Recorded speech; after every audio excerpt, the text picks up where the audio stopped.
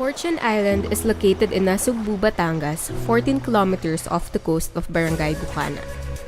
This sole island is hard to ignore with its creamy white shores of powdery sands and turquoise waters. It was once a private island resort club that has a taste of both Greek elegance and Filipino tropical paradise. The resort went to operate for several years until it shut down in the year 2006. Primary reason for the resort to finally cease its operation is the lack of freshwater source. Another cause is due to the island being prone to typhoons, with the strongest to hit making its intricately designed infrastructures into rubble. In 2013, Fortune Island opened its doors again to the public through the initiative of a Korean businessman who currently holds the island under lease up to this date. Not only that the beach is beguiling to the eyes, but its richness reaches hundreds of meters deep, making its surrounding waters a great diving spot. The island is also classified as a marine reserve under Proclamation 1801, issued in 1978 by President Ferdinand Marcos. With all that being said, Fortune Island has been one of the go-to or must-see beaches in Batangas. Since then, a lot of tourists have visited the island and produced various huge impact to the tourist destination. Let me tell you what positive and negative impacts tourists have given Fortune Island with the three types of tourism impacts.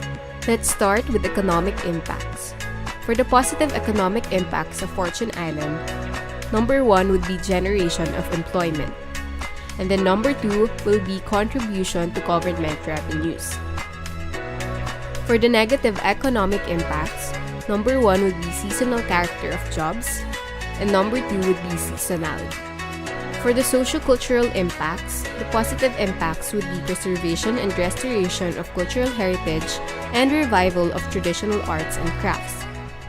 For the negative socio-cultural impacts, number 1 would be potential misunderstandings and conflicts between residents and tourists, and the number 2 would be commercialization of traditional welcome and hospitality customs.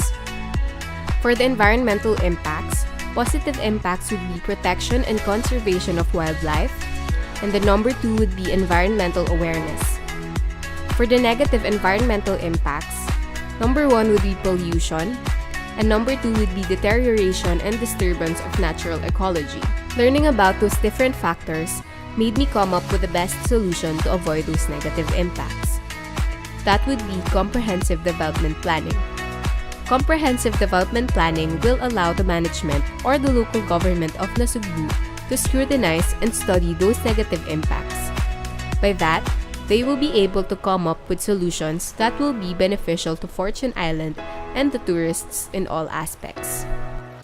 In managing visitor impacts, there are 3 major things to do. Number 1, always make the carrying capacity of the island the main focus.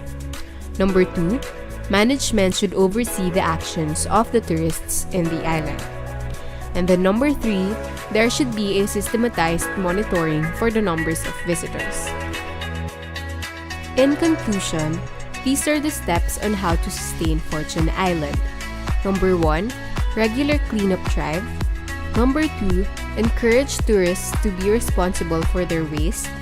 And then number 3, regular reminders on the saying, leave nothing but footprints, take nothing but pictures, and kill nothing but time. That would be all for this video. Thank you for watching!